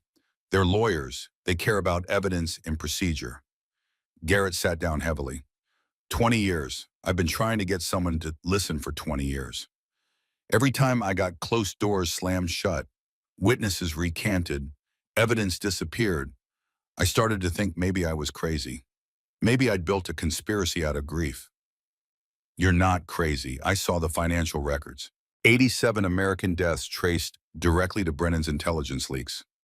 $47 million in payments from arms dealers and hostile governments. It's all there. If they don't bury it, they won't. Foster will testify, my team will testify, and I'm betting once people start looking closely at Brennan's career, they will find other irregularities. Other suspicious deaths and compromise operations. Men like him don't start evil overnight. There's always a pattern. Garrett was quiet for a moment. Linnea would have liked you. You have her courage, her refusal to look away from hard truths. I wish I could have met her. She'd have been 44 now, probably still in the Army, probably training combat medics somewhere, passing on what she learned. His voice cracked slightly. Instead, she's a name on a wall, a statistic, a story told to warn others about the cost of doing the right thing. She's more than that. She's the reason we're sitting here now. The reason that laptop exists. If she hadn't documented what she saw, if she hadn't refused to stay quiet, Brennan would still be operating with impunity. And how many more would have died? Exactly. The door opened again. One of the lawyers, the junior one, stepped inside. Her expression had changed, less skeptical now, more uncertain. Master Chief Sullivan, we need your statement. And Lieutenant Thorne, there's been a development. Admiral Brennan has requested an immediate court of inquiry. He's demanding the right to face his accuser. Garrett and Kira exchanged glances. When, Kira asked. Tomorrow, 0900, full formal proceeding. The lawyer paused. He's also bringing his own counsel. This is going to be high profile, Lieutenant. Very high profile. Are you prepared for that? Was she prepared to sit across from a man who'd tried to have her killed, a man who'd murdered a fellow officer to cover his crimes, a man who'd spent 20 years betraying everything the uniform was supposed to represent? Yes, ma'am, I'm prepared. The courtroom was packed. Word had spread through the base like wildfire. A female SEAL accusing a decorated admiral of treason. The kind of story that drew spectators like a car accident drew rubberneckers. Kira sat at the defense table, her service dress blues crisp and perfect, her SEAL trident gleaming on her chest. Her assignee counsel, a young lieutenant commander named Richards, sat beside her, radiating nervous energy. Across the aisle, Admiral Preston Brennan sat with his own legal team. 3 civilian attorneys in expensive suits, the kind of legal firepower that spoke of serious money and serious connections. Brennan himself looked every inch the distinguished officer. Silver hair perfectly groomed, uniform immaculate, the Navy Cross ribbon prominent among his decorations. He hadn't looked at her once. The presiding officer, a rear admiral named Morrison, called the proceedings to order. This court of inquiry has been convened to investigate allegations made by Lieutenant Kira Thorne against Admiral Preston Brennan. Lieutenant Thorne, you may present your opening statement. She stood her hands steady, her voice clear. On October 15th of this year, I deployed to Yemen as part of a SEAL team tasked with extracting a high-value target. The intelligence provided for this mission was deliberately falsified. We were sent to the wrong compound at the wrong time and walked directly into a prepared ambush. Lieutenant Commander Brian Foster was critically wounded. Our communications were jammed, preventing us from calling for support. This was not bad luck or faulty intelligence. This was attempted murder. Murmurs rippled through the courtroom. Morrison gavelled for silence. During our subsequent survival and evasion, I obtained a laptop computer containing financial records. These records document 20 years of weapons trafficking and intelligence sales by Admiral Brennan to hostile foreign actors. 87 American service members have died as a direct result of his actions. This includes Captain Linnea Sullivan, who was murdered in Fallujah in 2004 after documenting war crimes committed by contractors under Admiral Brennan's protection. More murmurs, louder now. I am prepared to present evidence. I am prepared to submit to questioning.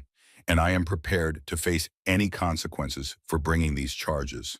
But I will not be silent while a traitor wears our uniform and sends good people to die. She sat down. The room erupted in whispered conversations. Morrison gavelled again, harder this time. Order, Admiral Brennan, your response.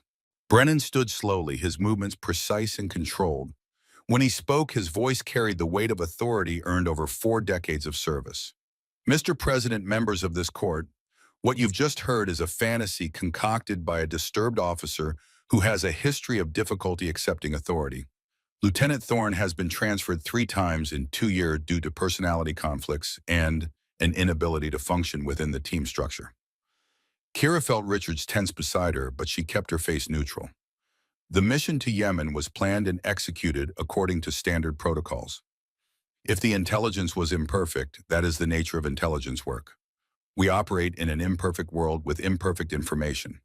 To suggest that I or anyone in the chain of command would deliberately endanger American lives is not just wrong, it's obscene. He paused, letting his words sink in. As for this laptop computer and its alleged contents, I have no knowledge of it. I have no connection to weapons trafficking or intelligence sales. These accusations are the desperate inventions of an officer who has failed at every command she's been given and is now lashing out at convenient targets. He sat down, and Kira could see it in the faces around her. Doubt, uncertainty. Brennan was good, polished, believable. Lieutenant Thorne, Morrison said, you've made extraordinary claims. Present your evidence. Richard stood. The defense calls Master Chief Garrett Sullivan. Garrett walked to the witness stand, his bearing still military despite his years. He was sworn in and took a seat. Master Chief, Richards began. Please tell the court about your daughter, Captain Linnea Sullivan. Garrett's voice was steady but heavy with old grief. Linnea was an Army combat medic. She deployed to Iraq in 2003, served with distinction. In April 2004, she was assigned to Fallujah during the height of the fighting. What happened there? She witnessed American contractors employed by a private military company executing Iraqi civilians. Not combatants, civilians. She documented it with photos and video. She intended to report it through her chain of command. Did she get that chance? No, sir. 3 days after she told me about it, she was shot. The official report said enemy sniper fire. But I was there. I held her as she died. And she told me the truth. It wasn't the enemy. It was our own people. Did she name anyone specifically? She said Brennan knows. Those were among her last words. Brennan's lead attorney shot to his feet. Objection. This is hearsay. The alleged victim is deceased and cannot testify to what she actually said.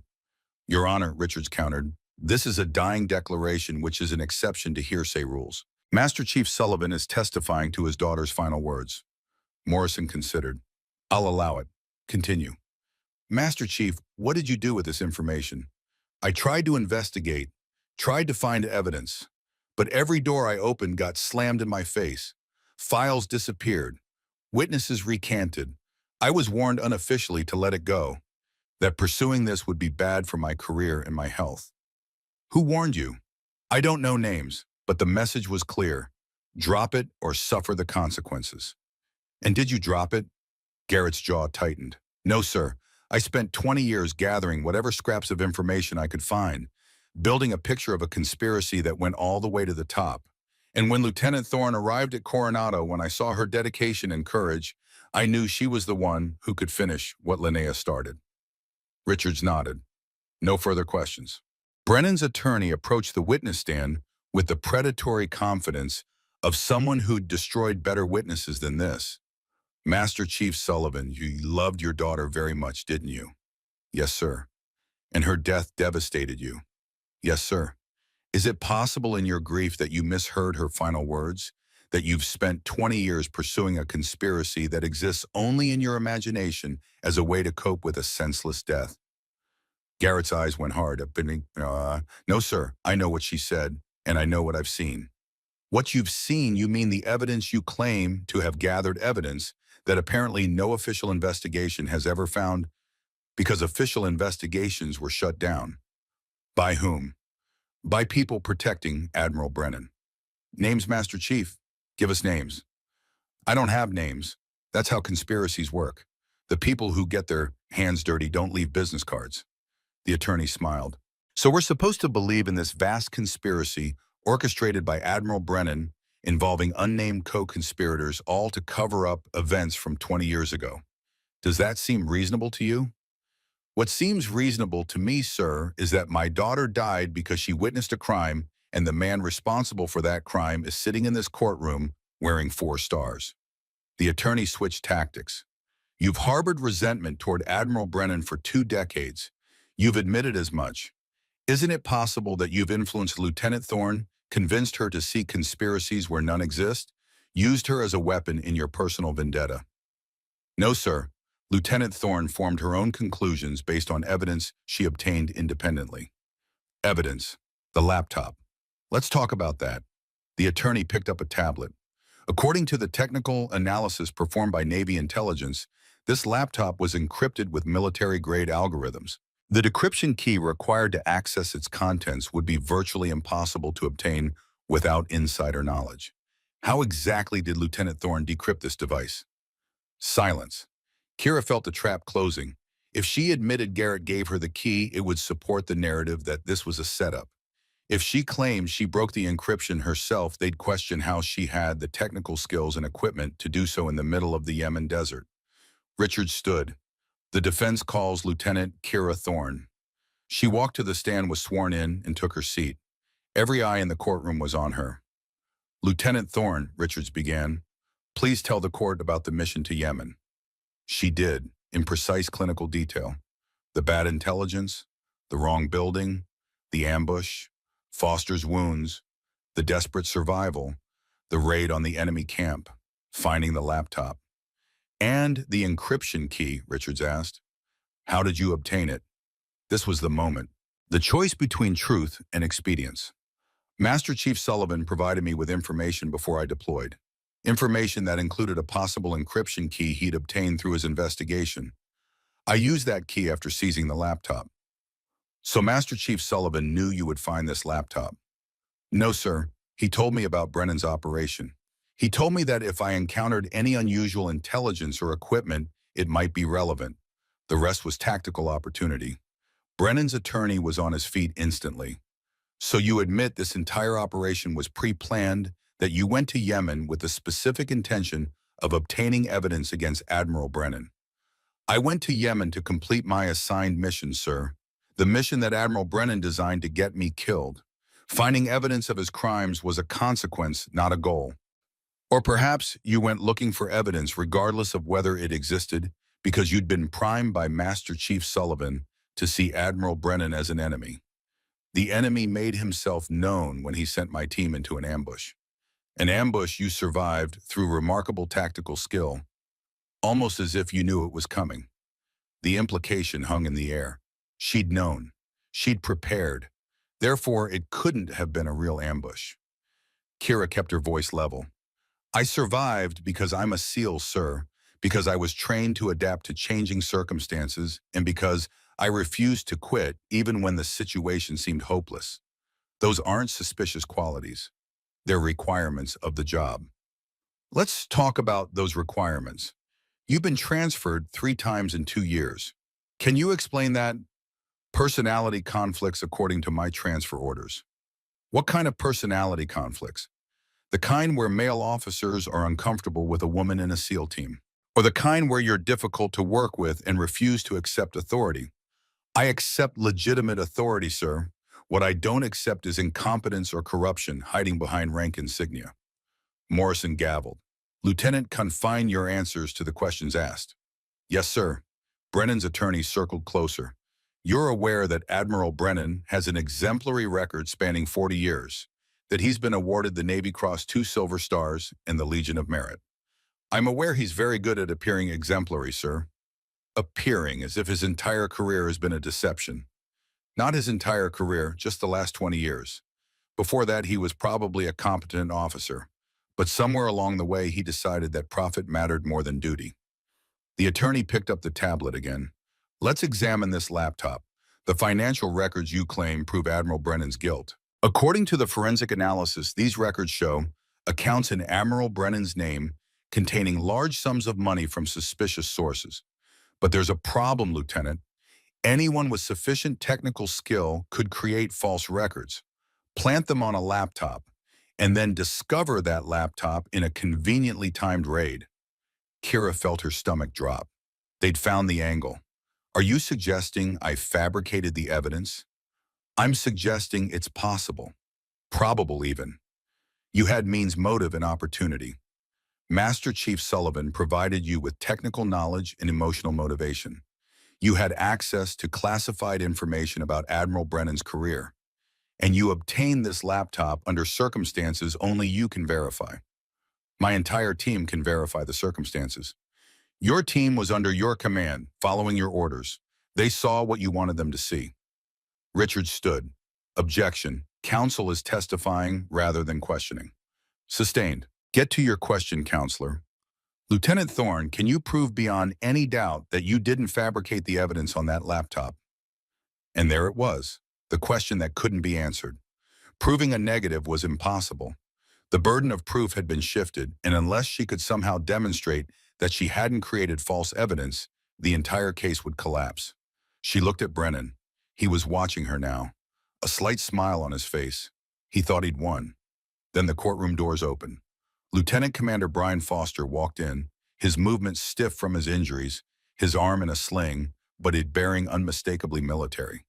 Behind him came the 7 other members of the Yemen team, all in their service dress blues. Morrison looked up in surprise. Commander Foster, you were ordered to remain in medical care. With respect, sir, I can convalesce after I testify. Foster walked to the stand. I have something to say about this mission and about Lieutenant Thorne's conduct. The presiding officer looked to Richards, who nodded quickly. The defense calls Lieutenant Commander Brian Foster. Foster was sworn in and took the stand. He didn't waste time with preamble. Looking directly at Brennan, he spoke with the clarity of someone who'd stared death in the face and survived. The intelligence we received for the Yemen mission was catastrophically wrong, not just imperfect. Wrong. Lieutenant Thorne identified the discrepancies before we even left the phobie. I dismissed her concerns. I told her to follow orders and stop second-guessing command. That decision nearly got us all killed. Commander Richards said gently, "Can you describe what happened in Yemen?" We walked into a prepared ambush at a compound that didn't match our intelligence. I was hit in the first 30 seconds. Would have bled out if Lieutenant Thorne hadn't performed field surgery under fire. She then took command of the team, broke contact and led us to a defensible position where we held off multiple enemy attacks for 48 hours with limited ammunition and no support. Why no support? Because our radios were jammed. Professional jamming, not the kind of thing insurgents usually have access to. Someone knew our frequencies, knew our call signs, knew exactly how to isolate us. Do you believe this ambush was planned? I know it was planned, sir. After Lieutenant Thorne obtained the laptop, I examined the financial records myself. I saw payment records to the very militia groups that ambushed us. Payment authorized through accounts connected to Admiral Brennan. The ambush wasn't random. It was purchased. Brennan's attorneys exploded in objections, but Morrison waved them down. Commander Foster, you're making serious allegations. Yes, sir, allegations based on evidence I personally reviewed. Evidence that shows a pattern of compromised operations sold intelligence and dead Americans. 87 names on that list, sir. 87 families who were told their loved ones died in combat, when the truth is they died because someone sold them out. He leaned forward, his voice dropping, but losing none of its intensity. I spent 15 years in the teams. I've served under dozens of officers, good and bad, and I've never seen anything like this. Admiral Brennan didn't just compromise one mission. He's been compromising missions for 2 decades, and Lieutenant Thorne didn't fabricate that evidence. She risked her life to obtain it. She saved my life and the lives of 7 other SEALs. If there's anyone in this courtroom who deserves to be questioned, it's not her. The room was absolutely silent. Morrison looked at Brennan. Admiral, do you wish to testify?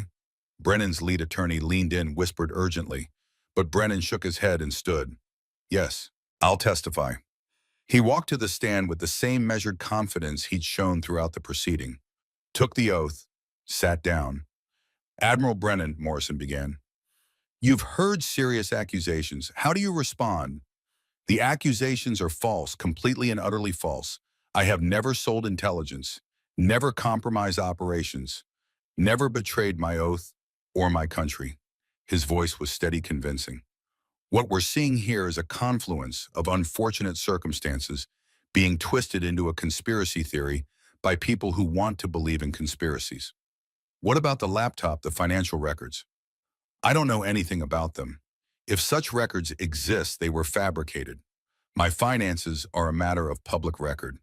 I've never hidden assets or engaged in suspicious transactions. Captain Linnea Sullivan's death. A tragedy. I knew her father served with him briefly. When she was killed, I tried to ensure a thorough investigation. If Master Chief Sullivan believes I was somehow involved, he's wrong. Grief can do terrible things to perception. Morrison studied him. Admiral, if these allegations are false, why would Lieutenant Thorne make them? What would she gain? I don't presume to understand her motivations, sir. Perhaps she genuinely believes what she's saying. Perhaps she's been manipulated. Perhaps she's simply seeking attention. The teams have never had a female SEAL before. Maybe the pressure of that position has affected her judgment. It was masterful. He wasn't attacking her directly, just suggesting gently that she might be unstable, might be delusional, might be a victim rather than a villain. And it might have worked if not for what happened next. One of Brennan's own attorneys stood suddenly, his face pale. Your Honor, I need to request a recess. New information has just come to my attention that requires immediate review. Morrison frowned. What information? I've just been informed that the FBI has executed search warrants at several locations connected to Admiral Brennan. His residence, his office, and 3 offshore accounts. They've seized financial records, communications logs, and encrypted files. The courtroom erupted. Morrison's gavel couldn't restore order. Brennan's face had gone white.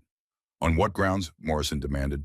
Based on preliminary analysis of the laptop obtained by Lieutenant Thorne, the FBI opened an independent investigation. That investigation has apparently produced sufficient evidence to establish probable cause for criminal charges. Brennan was on his feet. This is outrageous. This is a witch hunt orchestrated by... The courtroom doors opened again. Two FBI agents entered, followed by a woman in a business suit carrying a briefcase. Admiral Preston Brennan, she said, her voice cutting through the chaos. I'm Special Agent Chen from the FBI. You're under arrest for conspiracy, treason, weapons trafficking, and murder. You have the right to remain silent.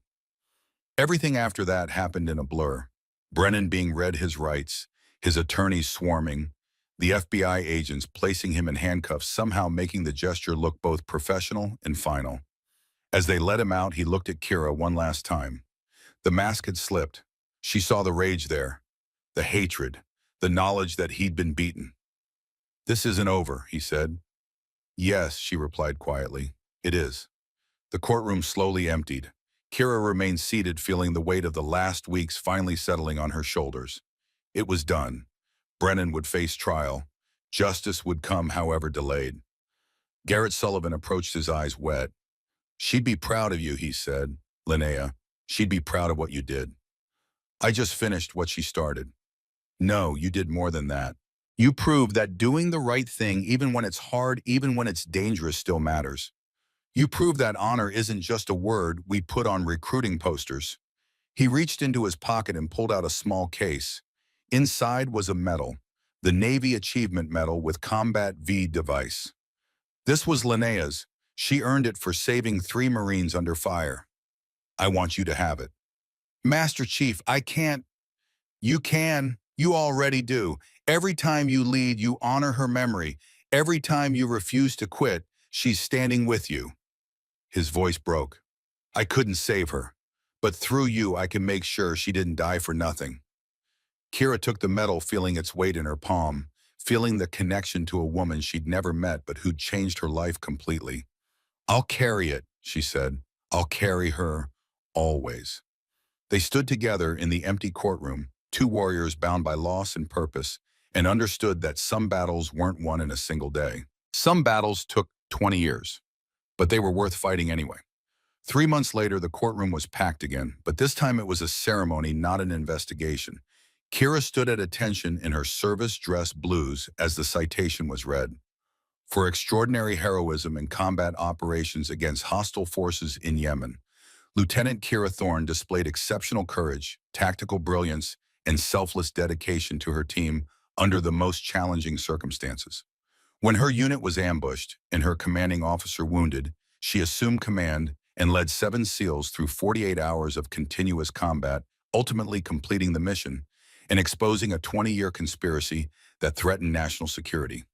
Her actions reflect the highest traditions of the United States Navy and the Naval Special Warfare community. The admiral pinning on her Navy Cross was a woman, the first female admiral in the SEAL community's history. Another barrier broken, another assumption shattered. Well done, Lieutenant, she said quietly. You've opened doors that a lot of people tried very hard to keep closed. Thank you, ma'am. The ceremony continued. A silver star for tactical excellence, commendations for her team, public recognition of what they'd accomplished. But the moment that mattered most came afterward in the reception, where families mingled with service members and the formality dissolved into genuine celebration. 3 young men approached her, nervous and formal in their dress uniform. Holden Reese, Bryce Calloway, Ethan Vaughn, the 3 recruits who'd cornered her in that mess hall a lifetime ago. Lieutenant Thorne, Holden began, his voice uncertain. We need to apologize. For what happened in the mess hall, for how we treated you. Bryce couldn't quite meet her eyes. We were stupid, arrogant. We thought we knew everything. My sister deployed to Afghanistan last month, Ethan added. She's an officer now, leading her own platoon. And every time I think about her over there, I think about what we did to you, how we tried to make you feel unwelcome in your own service. I'm ashamed of that. Kira studied them. They'd changed. The swagger was gone, replaced by something harder and more real. Combat experience, maybe. or just the weight of understanding their own failures. What happened in the mess hall is over, she said. The question is what you do next. Master Chief Sullivan has been training us, Holden said. Extra PT, extra drills. He's been harder on us than anyone. But he told us it's because we have potential.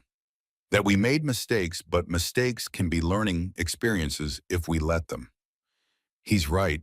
You have potential. Don't waste it. Why are you helping us? Bryce asked.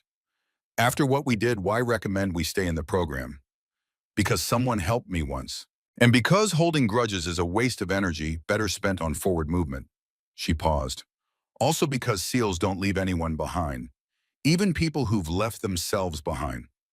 Holden's eyes reddened. Thank you, ma'am. We won't let you down. Don't thank me yet.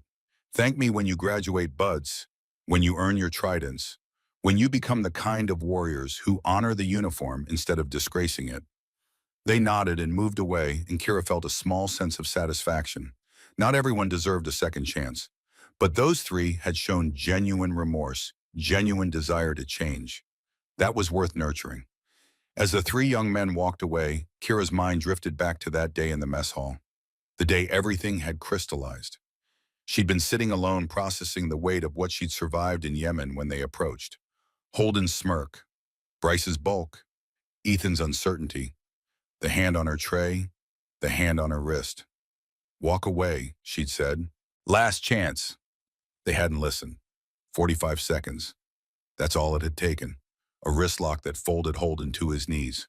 The training knife falling from his pocket, evidence of Drake's sabotage. A shoulder strike that put him flat. Bryce charging like a bull, momentum redirected over her hip, 225 pounds of mass, hitting the floor with a thud that echoed. Ethan trying to flee, ankle-swept base collapsed. The room frozen. The silence absolute. Commander Hargrove's voice breaking through. Lieutenant Thorne, the reveal of her rank, the SEAL trident catching overhead light. Recognition spreading like wildfire through the mess hall. That moment had set everything in motion. The investigation, the evidence, the trial. Standing here now, medals on her chest, those three young men transformed from antagonists to allies, she understood something fundamental. The fight in the mess hall hadn't been about proving her strength. It had been about revealing the truth that was always there. She belonged. Not because someone gave her permission, but because she'd earned it every single day. Garrett found her near the refreshment table. Saw you talking to those recruits. They giving you trouble again. No, they were apologizing, genuinely. Good, they've been working hard. They might actually make it through selection. Thanks to you pushing them. Thanks to you giving them a reason to try. He looked around the reception at the medals and the uniforms and the families. This is what Linnea would have wanted, not revenge, legacy, making sure the next generation is better than we were. Speaking of legacy, Kira pulled out a folded paper from her pocket. I've been assigned as an instructor at Buds starting next month. I'll be training the next class. Garrett's face lit up. Outstanding. They need someone who understands what it takes, someone who won't accept less than excellence. And there are 14 women in the next class, more than have ever attempted selection at one time. Because of you, because you proved it could be done.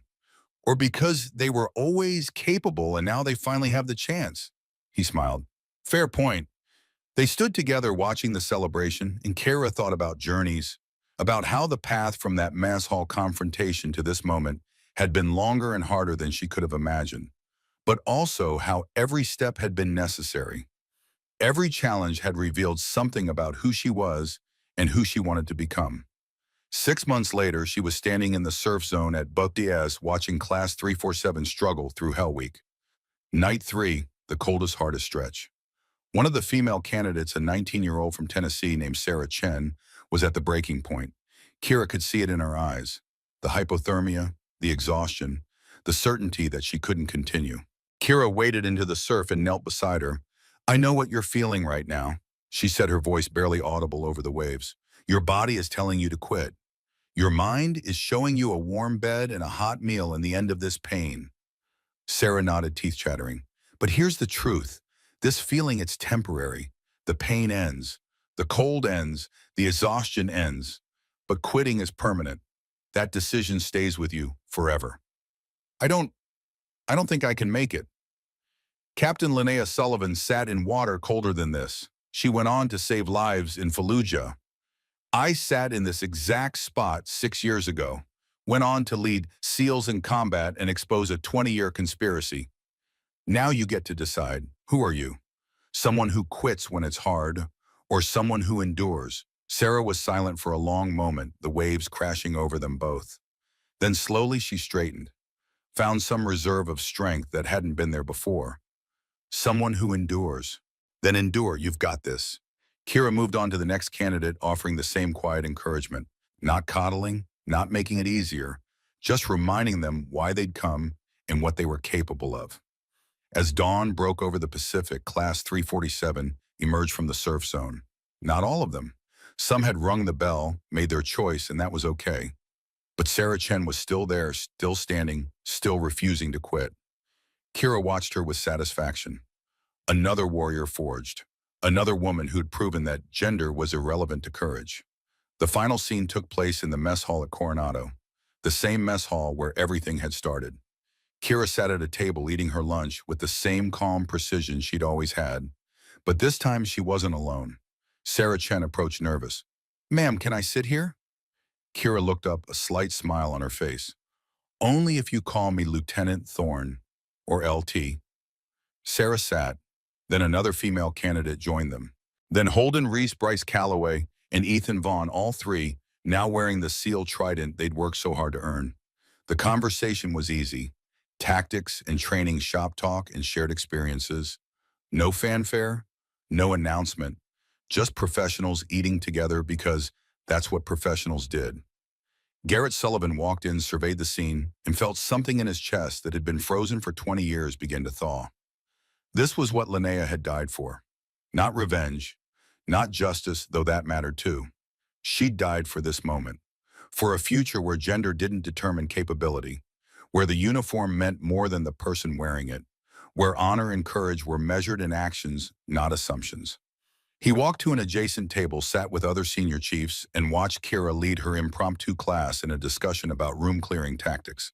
She caught his eye, gave a small nod of acknowledgement. He nodded back, understanding, passing between them without words. The mission was complete, not the Yemen mission. The larger mission. The one that had started with Linnea's first breath and would continue long after both of them were gone. The mission to prove that service, true service, belonged to anyone brave enough to earn it. That evening, as the sun set over Coronado, Kira stood before the memorial wall at Naval Special Warfare Command. New plaques had been added recently. One for every service member whose death had been connected to Brennan's conspiracy, and one in particular more prominent than the rest. Captain Linnea Sullivan, United States Army, 1981-2004, honor above all. She touched the engraved letters, feeling their depth under her fingertips. "We did it," she whispered. "Brennan's in prison. 87 families have the truth, and the doors are open now. Not because anyone gave us permission, because we proved we deserved to be here." Footsteps approached. Garrett Sullivan stood beside her, his hand coming to rest on her shoulder. "She'd be proud," he said, his voice thick. "My daughter, your father, all of them. They'd see what you've become and know their sacrifices meant something." "I carry them," Kira said simply. "Every day, every mission, every time I refuse to quit. That's all any warrior can do. Carry those who fell before us. Clear the path for those who come after." He paused. "The next class starts in 2 weeks. 14 women. They'll be watching you just like you watched the memory of Linnea. Then I'd better be worth watching." They stood together as the sun disappeared below the Pacific, the memorial wall bathed in the last golden light of day. Two warriors, two generations united by loss and purpose, and an unbreakable commitment to honor. Behind them, the base continued its evening rhythms, PT formations finishing their runs, the flag being lowered with ceremonial precision. And in the mess hall, sailors and SEALs gathering for dinner, the space where it had all begun, now filled with voices that included women without hesitation, without question, without doubt. The next morning, Kira walked into that same mess hall for breakfast. She moved through the line, filled her tray, and turned to survey the room. The corner table where she'd sat alone 3 years ago was occupied now. Holden Reese was there, his seal trident gleaming on his chest, talking tactics with Sarah Mackenzie, who'd just completed her first successful combat dive qualification. Bryce Calloway laughed at something Ethan Vaughn said, the easy camaraderie of teammates who'd earned each other's trust through shared hardship. They saw her. Holden raised his hand, gesturing to an empty chair. LT, over here. She walked over to set her tray down and sat. No fanfare, no speeches, just warriors eating together because that's what warriors did. The conversation flowed naturally. Urban warfare tactics, upcoming training evolutions. Morrison's terrible joke about a Navy SEAL and a Marine walking into a bar. Groans and laughter mixing with the clatter of trays and the hum of dozens of other conversations. Garrett Sullivan entered, his morning coffee in hand. He saw the table, saw his protege surrounded by the next generation, and allowed himself a small smile. He walked to his usual spot with the other senior chiefs, sat down and watched. This was the victory, not the medals or the recognition or even Brennan's arrest. This, right here. A woman wearing the trident sitting at a table with teammates who saw her as exactly that. A teammate, a warrior, a SEAL. Kira caught his eye across the room. She raised her coffee cup slightly, a silent acknowledgement. He returned the gesture, a nod that said everything. Well done. Keep going. The mission continues. As breakfast continued around her, Kira felt the weight of Linnea's medal in her pocket, felt the presence of her father in the choices she made, felt the eyes of every woman who would come after her, watching to see if the path stayed open or closed again. She would make sure it stayed open. Not by being perfect, not by never failing, but by refusing to quit, by honoring those who came before, by proving again and again that courage had no gender. The trident on her uniform caught the morning light streaming through the windows, gleaming like a promise kept. A promise to Linnea Sullivan, who died defending the truth. A promise to her father, who never saw her become what she was meant to be. A promise to every woman who would wear the trident after her, you belong here. Not because someone gave you permission, but because you earned it. The mess hall hummed with life and conversation and the sound of warriors breaking bread together. And in that ordinary moment, surrounded by teammates who'd become brothers and sisters through fire and hardship and mutual respect, Lieutenant Kira Thorne finally understood what victory looked like.